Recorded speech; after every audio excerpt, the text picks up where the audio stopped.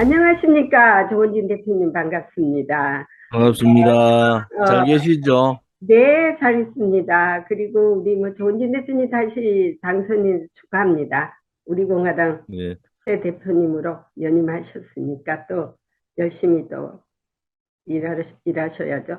자, 이제, 어깨가 무겁습니다. 네, 지금 한국은 태풍 전야, 네, 바로 그런, 새벽부터 태풍이 한반도, 우리 이제 제주도나 경남 지역으로 들어오기 때문에 네, 가장 강력한 태풍이 들어와서 거기에 상당히 많은 걱정들을 하고 있는 상태입니다. 네.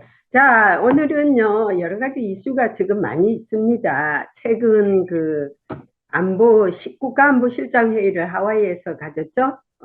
백악관 제크 설리반하고, 또, 음. 우리 김성환 안보실장, 또 일본 안보실장들이 지금 모여서 이틀간 회의를 했는데, 거기서 뭐 대북 문제에 대해서 대응 조치를 하겠다. 그거는 뭐 기본적인 것이고, 지금 제일 큰 현안 문제가 인플레이션 감축법이라고 그래가지고, 바이든 대통령이 최근, 미국 우선주의, 트럼프 대통령 때 뭐 미국 우선주의를 했던 것을 그대로 이어받아서 메이드 인 미국 그리고 이제 미국 것을 선호하면서 뭐 이제 한국의 전기차 생산 문제에 대해서 상당히 지금 보조금이 깎여서 지금 문제가 많습니다. 이에 대해서 지금 한국은 지금 어떤 실정이 있습니까? 지금 한국의 정부나 자동차 기업들이 상당히 당황스럽고 네, 이제 뒤통수를 맞은 격이다. 미국은 이미 그 환경보건 관련해서 네. 예산 자체를 편성을 해놓고 음흠. 단지 이제 국회에서 통과가 안 되는 바람에 인플레이션 법안이라고 해가지고 그렇죠. 만들어낸 거 아닙니까? 네. 그래서 그거에 대한 대비가 좀 늦었다는 거. 음, 두 번째는 그 미국 자국에서 생산하는 전기차, 예를 들어서 뭐 그렇죠. 테슬라라든지, 미국의 GM이라든지, 음흠. 그다음에 미국에서 생산하는 일본, 토요타, 이런 기업들에 상당한 혜택을 주는 거 아닙니까? 신차에 대해서 한국 돈 약 1,000만 원 정도의 혜택을 주겠다. 이렇게 얘기하는 건데, 그 혜택을 만약에 수출 기업인 한국 자동차, 전기 자동차 수출 기업들이 혜택을 못 받으면 미국 시장을 다 잃는 거죠. 그런 그렇죠. 부분에 있어서, 자동차 업계나 또 자동차의 수출 관련돼가 있는 한국 국민들의 여러 가지 걱정은 대단히 크다. 한국 국회에서도 이 인플레이션 특별법에 대한 성명서를 발표를 하고, 음흠. 한국 자동차에 대해서는 예외 부분을 적용해달라. 음. 이렇게 얘기를 하고 있고, 특히 이제 안덕건인가요? 그 통상교섭본부장이 지금 미국을 건너갔지 예, 않습니까? 예. 이런 부분에 대해서 미국 정부하고 긴급 회의를 통해서 한국 정부 입장을 전달하고는 있지만은 미국이 그 부분에 대해서 수용을 할 가능성 거의 없지 않느냐. 음. 결국은 미국이 자국 그 전기 자동차 보호를 하고 30%에서 40%까지 전기 자동차 보급을 완료하겠다는 거 아니겠습니까? 그렇죠. 거기에 대한 대비가 한국이 늦은 데 대해서 상당히 뭐 한국은 정권이 교체되는 상황이었고 또 음. 하나는 한국에 있는 관료들이 나서서 그것에 대한 대책을 세우지 못한 부분, 이런 부분에 있어서 또 자동차 회사 자체가 너무 안일하게 대처한 부분, 이런 부분에 있어서 상당히 우려를 지금 가지고 있는 상황입니다. 지난번에 저 바이든 대통령이 한국 갔을 때도 뭐 현다이 그 CEO도 만났고 그랬지 않습니까? 그런데 이게 갑자기 이렇게 뒤통수를 맞은 것이 아니라 이미 이 사람들은 계획을 해 왔는데 적어도 현대, 삼성, SK가 미국에 이만한 막대한 자금을 지금 먼저 인베스트 투자를 했으면은 이 정도는 고려를 해야 되지 않겠습니까? 그래서 제가 국무성에서도 이 문제를 제기했습니다. 어떻게 같은 동맹국이라면서 한국에는 대기업들이 막대한 자금을 미국에다가 투자를 하고 인프로의 고용도 창출을 했는데 이렇게 무심하게 했느냐 이거 다시 한번 고려해 볼 수 없느냐라고 제가 질문도 했습니다. 그런데 뭐 국회의원들 민주당 뭐 야당 여당 다 와가지고 회원들 이것이 그렇게 쉽게 이루어지지 않을 것 같아요. 그러니까는 이제 하와이에서는 이제 원론적인 국가안보 차원에서 이제 자기들이 한번 검토를 해보겠다 하지만 그건 검토를 해보지만은 그 오야가 예를 들어서 바이든 대통령이 어저께 그저께 또 그런 얘기 하더라고. 거의 그 불가능하는 얘기를 하더라고요. 왜냐면 이게 반도체하고 또 칩, 공급망 이게 다 어울려져 가지고 있는데 이 사람들은 결국은 중국을 견제하기 위해서 만든 거예요.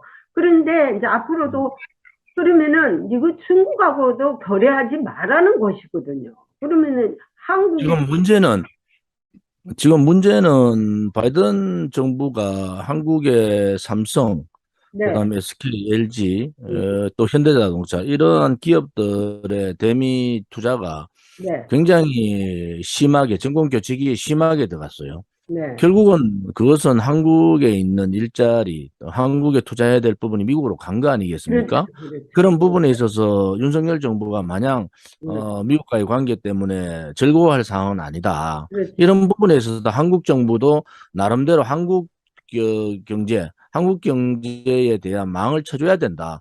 그냥 기업들만 해서 기업이 좀 미국 수출을, 미국의 투자를 한국에 투자를 해야 될 부분들을 상당히 미국에 엄청난 투자를 했지 않습니까? 그렇죠. 그래서 바이든 대통령이 뭐 SK도 손들어주고 LG도 손들어주고 예, 삼성도 해주고 여러 가지 칭찬을 했는데 결국 되돌아온 것은 인플레이션 그렇죠. 감축 법안으로 인해서 음, 한국 자동차의 전기 자동차 수출을 길을 막아버린 거 아닙니까?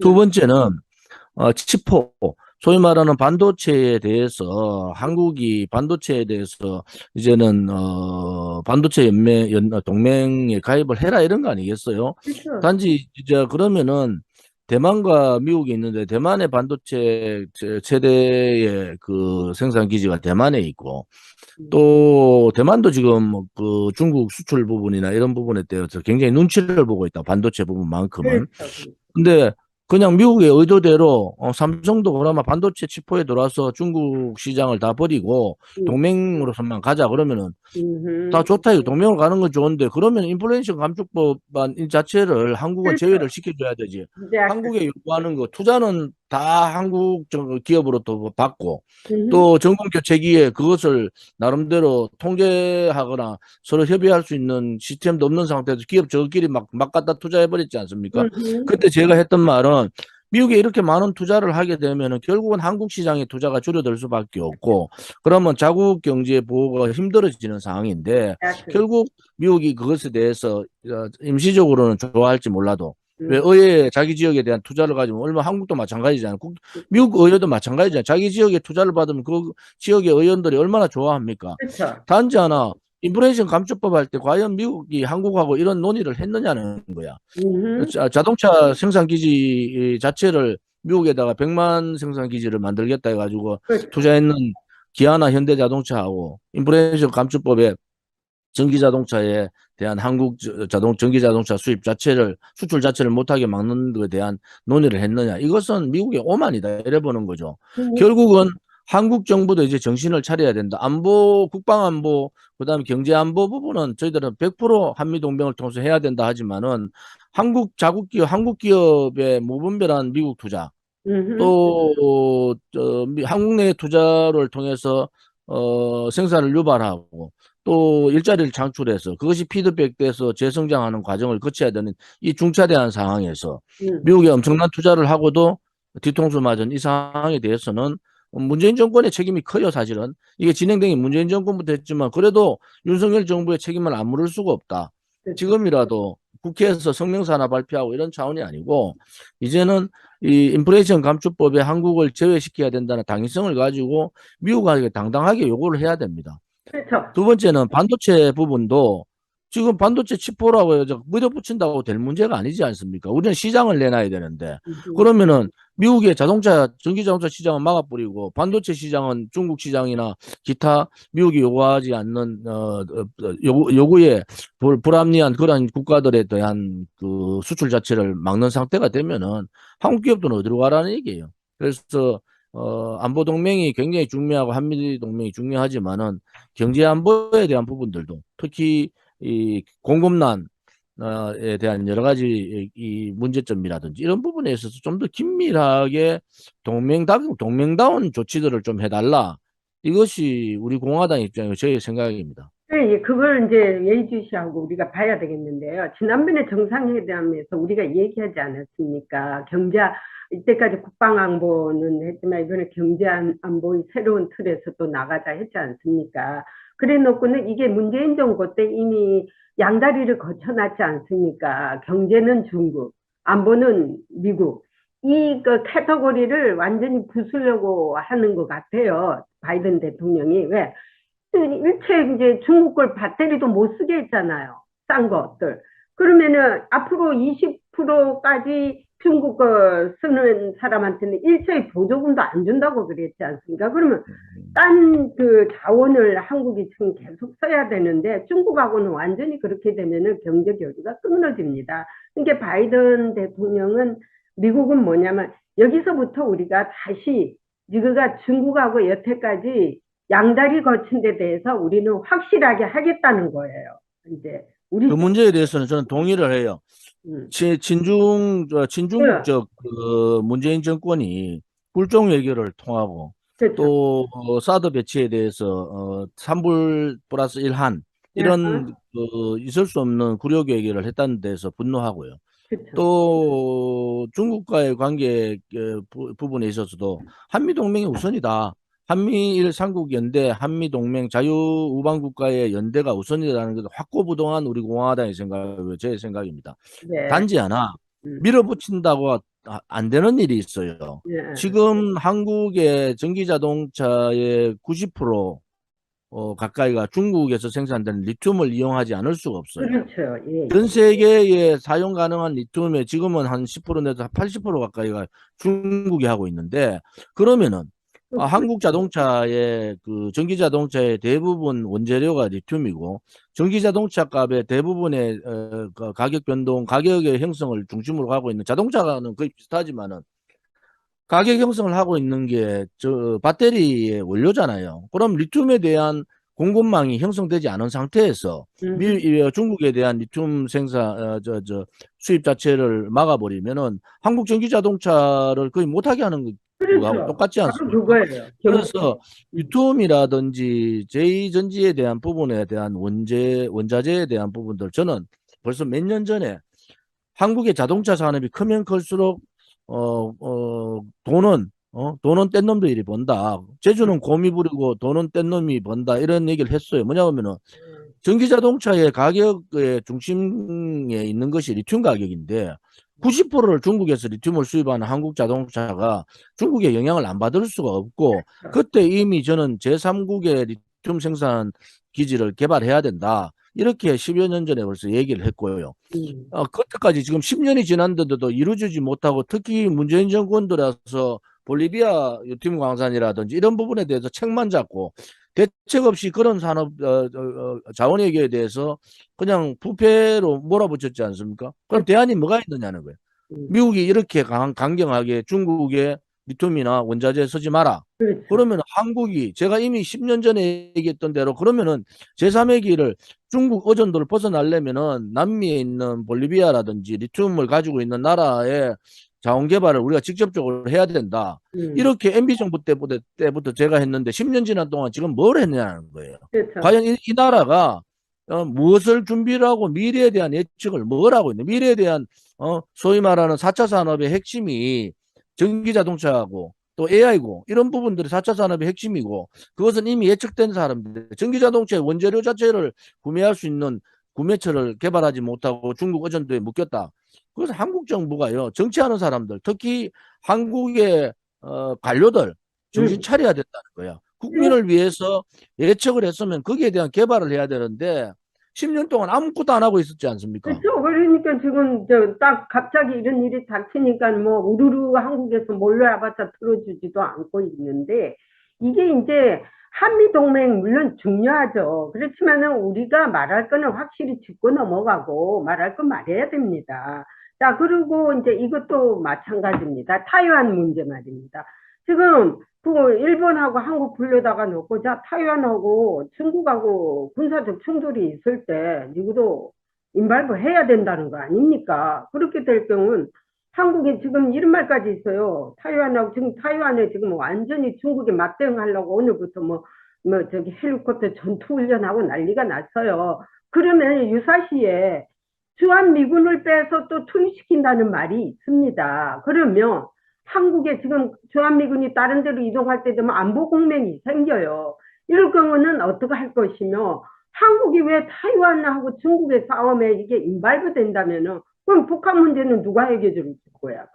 그런 틈을 지금 제가 참 좀 아주 고민스럽고 며칠간 제가 굉장히 고민을 하고 있는 부분의 하나도 지금 9월 1일, 현지 시간 9월 1일 날 미국의 의회조사국 CRS에서 예, 발표를 했지 않습니까? 예, 대만을 중국이 침공했을 때 음, 처음에 침공을 맞아야 막아야 되는 거. 또 대만이 중국에 의해서 침략당했을 때 그것을 재탈환해야 될 경우. 음, 그것은 필히 육군이 들어가야 되는데 그 육군의 그 투입에 있어서 주한미군을 투입할 수밖에 없다. 이런 의회 조사국의 보고서가 나온 거 아니겠습니까? 그렇죠. 이제 이 보고서를 기준으로 해서 상하원에서 나름대로의 정책이나 이런 걸 다 짤 텐데 만약에 지금 그 대만 침공이 이루어졌을 경우에는 뭐 중국 상황에서는 아마 지금의 상황보다 더 악화로 가게 되면은 성동이서 거기는 동쪽을 쳐버리고 서쪽에 대한 부분들을 하는 그러한 전략을 쓸 가능성이 있다. 물론 전면적인 대만 침공보다는 일부 이렇게 지난번 연평도 포격이나 이런 식으로 대만의 일부 지역에 대해서 침공할 가능성이 있지 않느냐. 그렇죠. 그럴 경우에 미국이 할 수 있는 것이 미사일 발사라든지 함대 파견이라든지 뭐 또 기타 외교적인 여러 가지 자문 역할을 할 수는 있지만은 실질적으로 전투력을 가지고 있는 육군의 투입이라는 것이 그렇죠. 가능할 상황이 왔을 때 불가능하죠.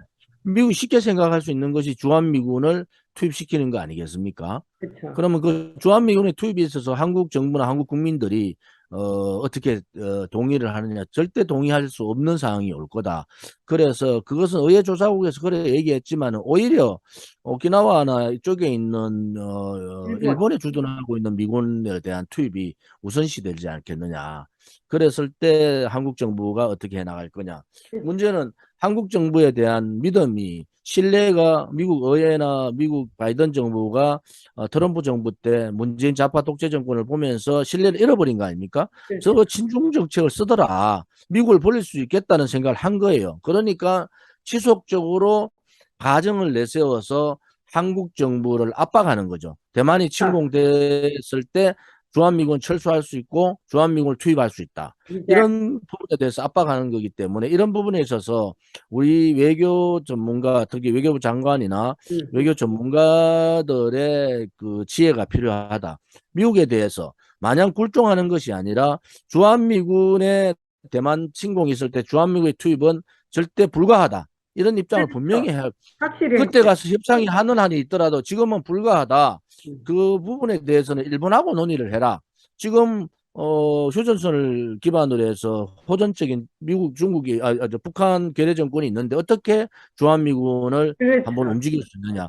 주한미군을 움직인다는 것은 다음에 다시 주한미군으로 다시 돌아오지 않을 가능성도 있다는 얘기예요. Exactly. 그래 됐을 때 음, 그래 됐을 때 대한민국 안보 공백은 어떻게 하냐. 그래서 그렇죠. 지금의 상황에서는 주한미군의 대만, 중국 대만의 어떤 예를 들어서 전쟁이 일어났을 때 투입은 불가하다는 입장을 분명히 예. 밝힐 필요가 있다. 음. 이런 생각입니다. 그래서 저 펠로시가 한국에 왔을 때 이런저런 문제를 얘기를 하려고 했는데 이제 마침 별로 한국 정부가 좋아하지 않는 것처럼 비춰졌는데 타이완 윤석열 정부는 굉장히 잘못한 거예요. 왜냐하면 그때 음, 윤석열 대통령이 그것을 그렇게 안보 라인에서 윤석열 대통령 뭐 페로시를 만나지 말고 또 페로시 이 하원 의장이 실질적인 대북 제재의 키맨 아닙니까? 키맨.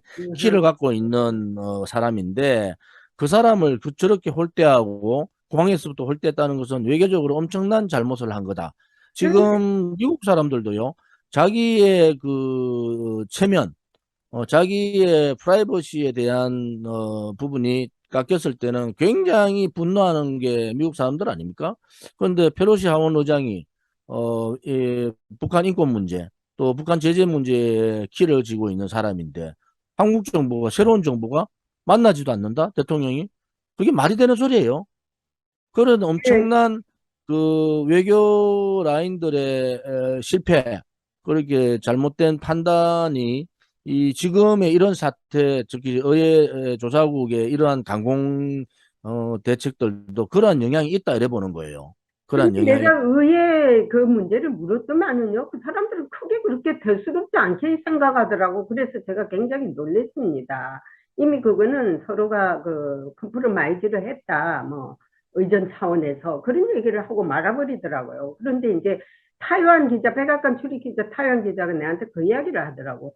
아까 저기 우리 대표님께서 말씀하듯이, 만약에 충돌이 중국과 일어났을 때 한국이 과연 입장이 뭐냐고 어떻게 인발부가 하냐 해서 내가 나 I don't know 내가 그랬어요. 나 모르겠다고 그 한국 정부에 물어봐라. 근데 네가 더 알지 않느냐 나보고 자꾸 물어요. 그래서 이 사람들은 상당한 한국의 기대를 가지고 있는 것 같아. 그래서 저기 일본은 어차피 인발부 할 겁니다. 일본은 뭐 우크라이나도 보내고 뭐 일본이야말로 그냥 굉장히 프리하게 하지만 우리는 사실 다 걸려 있지 않습니까? 중국과의 관계, 북한과의. 지난번 우리 제니 기자하고 이러한 대담이 굉장히 필요한 것이, 지난번에 우리가 이런 얘기를 했잖아요.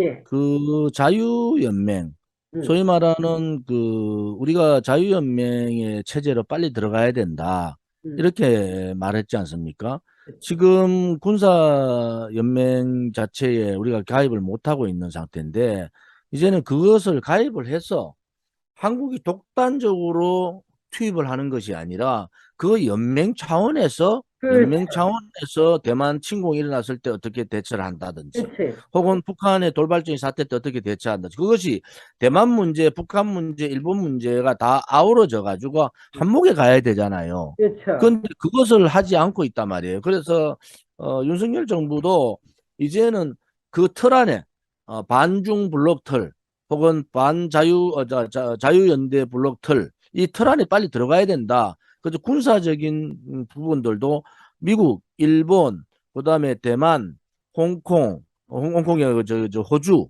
그죠? 호주 이쪽에 그 저 인도, 뉴질랜드, 거기에 한국이 포함이 돼서 전체 나토식으로 그렇게 형성이 돼야 되지. 한국의 독자적인 군사적인 행위에 대해서 얘기하라 그러면은 한국이 어떻게 하겠어요? 굉장히 어려운 상태다. 그건 임파서블 하죠. 그래 봐. 임파서블 하는데, 왜냐면 북한은 지금 기회를 보고 있잖아요. 예를 들어서 이제 대만하고 충돌을 때 한국 인발반다. 북한은 분명히 한국한테 침략이 올 것입니다. 얘들이 지금 그걸 지금 바라보고 있거든요. 자, 그리고 이제 이 문제는 이제 나중에 또 업투데이트한 문제 나중에 얘기하기도 하고요. 지금 이제 한국 문제를 넘어가서 이재명이가 이제 소환이 됐더라고요. 근데 이제 이재명이는 솔직히 말하면 범죄인 아닙니까? 뭐 제도 한두 가지가 아닙니다. 읽어보니까. 그러면은 반드시 검찰이 범죄와의 전쟁을 해야 됩니다. 이 고리를 끊어야 됩니다. 그런데 민주당은 이걸 정치적으로 끌고 가서 정치적 뭐 탄압이다. 인데 자기네들은 얼마나 정치적 아닌 것을 탄압을 많이 했지 않습니까? 이거에 대해서 지금 한국 그 저기 우리 공화당 조은진 대표님 어떻게 보십니까? 그런데 저는 이제 그 부패와의 전쟁, 음, 혹은 정치권에 음, 대한 부정부패, 불법 행위에 대해서는 단호하게 해야 된다라는 입장을 갖고 있고요. 그거는 여야를 막론해서 마찬가지입니다. 음. 이재명 지금 민주당 대표에 대한 소환 문제는 이재명 대표가 판단할 문제예요. 지금 선거법 관련되는 건 아주 작은 문제고, 그렇죠. 지금 대장동 문제든지 백현동 문제, 성남 FC 후원 부분, 변호사비 대납 문제 등등등 수많은 사건들이 지금 연루돼가 있단 말이에요. 그렇죠. 주변 사람들이 벌써 네 명이 죽고 뭐 한 사람은 뭐 병이라고 하지만 세 명이 자살한 상황이 근데 벌어졌는데, 이 문제는 자살입니까? 타살입니까? 그것도. 뭐 그거는 자살로 지금은 돼가 있지만, 그건 나중에 그 저 파악해야 될 문제지만은, 자, 그러면은 이런 여러 가지 의혹들이 있는 문제가 계속적으로 검찰 수사를 통해서 이제 기소가 되고 또 음, 재판정에 나가야 되고, 그런 상황들을 민주당이 몰랐느냐? 다 알고 있었던 거예요. 그래도 이재명 방탄 법을 만든 방탄 당헌을 개정한 거 아니겠습니까? 음, 그래서 80조 당헌 개정 자체가 이재명 당대표를 보호하기 위한 거고, 그 보호하기 위한 당헌 개정자로 인한 민주당의 몰락이 가능성이 있다, 이래 보는 거예요. 민주당이 과거 야당과 같이 예를 들어서 탄압을 받았고, 예, 혹은 자기들이 5년 동안 저질러 놓았던 좌파 독재 행태들을 우리는 분명히 봤고, 누가 국민들이 민주당이 탄압받고 있다고 생각하겠습니까? 오히려 문재인 좌파 독재 정권에서 많은 우파 인사들을 수백 명을 감옥 보내고, 박근혜 대통령을 탄핵시켜서 30년형을 때린 자들 아닙니까? 그렇죠. 그러면은 그런 거에 비교해 보면 아무것도 아닌 것을 민주당이 호들갑을 떨고 있다. 음, 선거법 관련해서 앞으로 그러면은 대장동, 백현동, 변호사비 대납, 성남의 부시 문제 등등등 이런 모든 문제들을 전부 다 민주당이 그러면 국민 여론하고는 동떨어지게 그렇게 할 수도, 저는 그게 불가능하다고 보는 거예요. 음, 그래서 민주당이 가지 말아야 될 막다른 테러 없는 길을 가버렸다. 음, 그러면 민주당이 결국은 이재명 대표 체제가 무너지는 것이 아니라 민주당 전체가 빅뱅, 소위 말하는 정계 개편의 회오리에 들을 수밖에 없는 상황이 온다. 그렇죠. 그것이 내년 6월 전까지 이런 사태들이 벌어질 텐데, 민주당의 그 대책들을, 대안들을 저희들 좀 지켜볼 필요가 있겠다, 이래 보는 거죠. 그리고 이제 저기 북한 문제로 다시 가서 그저 윤석열 정부가 담대한 구상을 제안했지 않습니까? 근데 김여정이가 그냥 완전히 거절하면서 또 막말을 하기 시작했지 않습니까? 이 담대한 구상이라는 것이 그게 과연 저기 북한이 받아들일 수 있는 구상이라고 보십니까? 아니면은 다른 예를 들어서 다른 도구가 있다고 보십니까? 꼭 그걸 제한해야 되는. 북한은 아무튼 자기들의 핵 문제는 음, 체제 보장용이라는 게 분명해졌잖아요. 예, 북한은 핵 폐기를 할 생각이 1도 없단 말이에요. 음, 그러면 결국은 북한은 핵을 보유한 핵 보유국으로 가겠다는 게 명확하고, 한국 정부나 미국은 명확하게 북핵 폐기를 전제로 가져갈 수가 없지 않습니까? 그렇죠. 그러면 서로 간에 합의점을 찾을 수가 힘들어요. 그렇죠. 단지 하나, 그렇다 해가 외교에 대해서 손을 놓고 있을 수는 없는 겁니다. 음, 그래서 제가 굉장히 우려하는 부분들은 외교 라인들이 김성한 외교안보실장이나 박진 외교부 장관이나 음, 또 통일부 권영세 통일부 장관이나 외교 통일 라인들이 너무 온건주의자들이다. 음, 그런 부분에 있어서 굉장히 우려를 하는 거예요. 음, 온건도 자기가 힘을 갖추고 난 다음에 온건이 필요한 거지. 그렇죠, 그렇죠. 자기 힘이 갖추지지 않은 상태에서 음, 문재인 좌파 독재 정권이 해놨는 소위 말하는 4.17 판문점 선언, 그다음에 9.19 군사합의, 그다음에 굴욕적 대부 산불 이란 정책, 이런 부분을 되돌려 놓지 않고 뭘 하겠다는 거예요. 그것을 되돌려 놓는 것이 소위 말하는 우파 정부가 해야 될 최우선 과제인데, 그것을 수용하고 그대로 유지해 가겠다는 게 지금 외교 안보 라인들의 생각이면은 대단히 잘못된 거다. 그렇죠. 그것은 윤석열 정부를 지지했던 정권 개최를 갈망했던 국민들을 배신하는 행위다. 지금이라도 든든한 한미 안보 동맹을 기반으로 해서 지금 문재인 좌파 독재 정권이 기도했던 그러한 잘못된 정책 기조들을 다 바꿔야 되는 겁니다. 그렇지 않고 섣불리 그냥 중도 비슷하게 그렇게 나가는 부분은 안 된다. 담대한 구상을 얘기할 수는 있어요. 음, 단지 하나, 담대한 구상 외에는 소위 북한과의 소위 말하는 협상 라인들이 가동이 돼야 되는 겁니다. 협상 라인들이. 그렇지 않고 구상으로 던져서 그 다음에 협상 라인들이 가동을 통해서 서로 간의 신뢰를 회복해야 되는데, 저는 뭐 북한 핵이 폐기되지 전에는 협상 자체가 어렵다 보고, 만약에 북핵 폐기가 힘들면 김정인 정권을 드러내는 수밖에 없다. 그렇죠. 그것이 미국이 과연 그렇게 할 수 있겠는가? 한국 정부에 대한 신뢰가 미국이 있어야지 그게 동참도 할 거 아닙니까? 문재인 정권은 반미 정책을 노골적으로 쓰고 친중 정책을 썼는 정권이기 때문에 지금 바이든 행정부에서 느낌은 한국이 언젠가는 우리를 배신할 수도 있다는 불신이 있단 말이에요. 이러한 신뢰관계를 먼저 찾아서 한미가 공조를 통해서 북핵 폐기도 하고 만약에 안 됐을 때 레짐 체인지를 할 수 있는 강건한 한미 동맹이 필요하다 이렇게 보는 거죠. 그래서 이제 이번에 그 을지 프리덤 훈련이 막강하게 시작했지 않습니까? 이제 추트랙으로 나가려고 미국이 추트랙으로 나가서 이렇게 이럴 경우는 이렇게 하고 모든 시나리오가 있더라고요. 그걸 뭐 디테일하게는 말하고 싶지는 않지만은 국방부에서도 있다고 뭐 이런 말을 하더라고요. 이번에 국방부 대변인이 바뀌었거든요. 그래서 이제 이 박진 외교부 장관이니 저 안보실장이니 이런 분들이 이제 길을 열어서 아웃사이드에 지금 그 우리 조은진 대표님께서 말씀하시는 것이라든지 여러 전문가들이 말하는 말씀 길을 기울여야 돼요. 그래서 잘 담아 들여가지고 그걸 잘 소화를 해서 해야 되는데 자기네들이 뭐 노하우를 안다고 한들 그것이 지금 잘 안, 아까 님 말씀하듯이 온건파라는 그 외에는 아무 지금 그게 없잖아요. 사람의 어떤 거트가 있어야 되는데 같이 보이지가 않거든요. 그래서 이제 그거에 대해서 앞으로 좀 우리 저기 이 프로그램을 보시는 저걸 많이 보더라고요. 외교부에서도 음. 좀 잘 생각하셔가지고 아웃사이드 보이스로 좀 들었으면 좋겠어요. 그리고 이제 5분 남았는데 라스트 원. 제가 한 가지 좀 질문 드릴게요. 예, 지금 그 국내에서 한동훈 법무부 장관이 미국을 방문했잖아요. 네네네. 미국을 방문하고 난 다음에 국회에서 음, 윤한홍 의원이나 이런 사람들 또 야당의 최재성 전 청와대 수석 이런 사람들의 얘기를 종합하면은 한동훈 장관이 문재인 정권 때 대북 퍼주기 음, 혹은 한국 자본의 유출, 또 비밀 그 무역 거래, 뭐 이런 부분에 대해서 상당히 미국 정부에 정보를 요청을 한 것 같다 이런 얘기가 들리고요. 실질적으로 작년 1월부터 올 6월까지 18개월 동안에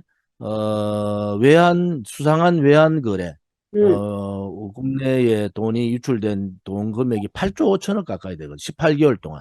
맞아. 그러면 과연 문재인 정권 5년 동안에 그 돈을 5년 동안에 얼마나 많은 대북의 불법 퍼주기 혹은 무역을 형태를 찾겠지만은 불법 거래 혹은 불법 송금 또 로비 자금, 혹은 로비 자금. 로비 자금 또한 또 가상화폐의 음. 유출을 통해서 돈의 자금 흐름 뭐 이런 부분들을 미국의 정보를 갖고 있을 거다. 그래서 한동훈 장관이 미국 정부에다 그걸 요청했다. 이런 얘기들이 많이 나오고 있어요. 한국에서. 미국에서는 그런 부분에 대해서 어떻게 그 근데 생각을 하고 있습니까? 미국에서는 예를 들어서 한국에 이제 고위층이 와서 이런 거는요, 일체 기자들한테 노출을 안 시킵니다. 이제 개별적으로 원한다면은 이제 찾아가서 이제 묻기도 하기는 해요. 하지만은 그거는 이제 비밀 사항 같은 데는 안 하는데 이런 거는 있어요. 일단 FBI 국장을 만나는 것으로 되어 있어요. 그러면은 그런 사건들을 알 수 있는 그 캐터거리가 있죠. 다른 사람도 아니고 FBI 국장을 왜 만났겠습니까? 예를 들어서 가상화폐라든지 사이버 해킹으로 북한이 돈을 엄청 많이 훔쳐갔잖아. 그런 거라든지 또 외국의 자금이 유입되면은 거기 다 걸려집니다. 연방수사국이. 그런 거에 대한 자료가 있을 수도 있어요. 그래서 이제 그거는 지금 북한이 7차 핵실험을 준비를 하고 있고 네, 또 북한의 지금 경제가 생산이 코로나 문제나 이런 것 때문에 굉장히 위축되어 있는 상태에서도 유지를 하고 있다는 것은 아무튼 북한에 자금이 들어가고 있다는 얘기거든요. 그렇죠. 이런 부분에 대해서 이제 미국과 한국이 좀 공조를 통해서 정보 공유를 좀 해야 되겠다. 문재인 정권 때야 정보 공유하면 그 정보 자체가 북한으로 바로 넘어간다는 의혹 때문에 그렇죠. 아예 정보 공유 자체를 못했지만은 지금의 문재인 정권이 저질러 놓은 이 반국가적 반역 행위에 대해서는 미국 정부가 이제는 정보 공유를 통해서 해야 되는데 또 하나가는 그 태평양 함대의 사령부에서 박근혜 대통령 탄핵 당시에 북한의 지령이 있었다는 그러한 보도가 나온 적이 있었잖아요. 그렇죠. 이런 문제까지도 이제는 윤석열 정부가 실질적으로 보수 정권이라 그러면 그런 부분에 대해서 당당하게 미국 정부에다 요청을 해야 되지 않습니까? 합니다. 예, 그래서 그런 부분을 통해서 예. 문재인 좌파 독재 정권이 5년 동안 친북, 친중 행각에 우리 국가가 얼마나 손해를 보고 또 국민들이 모르는 그 국민의 세금이 유출됐는지 그렇죠. 또 의도적으로 북한을 도와준 적이 있는가 이런 부분에 대해서 이제는 강력하게 그 부분에 대해서 윤석열 정부가 소위 국가 차원에서 요청을 해야 된다. 또 미국 정부도 그러한 부분에 있어서는 자료 제공을 해야 된다. 이런 입장을 가지고 있는 겁니다. 그래서 지난번에 우리가 대표님과도 서로 나눴지 않습니까? 국민 혈세가 그렇게 빠져나가는데 윤석열 정부가 반드시 그거 짚고 넘어가야 된다. 적폐청산 그것도 짚고 넘어가야 되고 지금 감옥속에 있는 억울한 안보수장들 빨리 그 릴리즈 해야 되고 이런 것들은 윤석열 정부가 차근차근 빨리빨리 해야 됩니다. 자, 오늘은 여기까지입니다. 오늘 수고하셨고요. 다음에 또 뵙기로 하고요. 건강히 잘 계십시오. 안녕히 계세요. 고맙습니다. 예. 네. 아이고.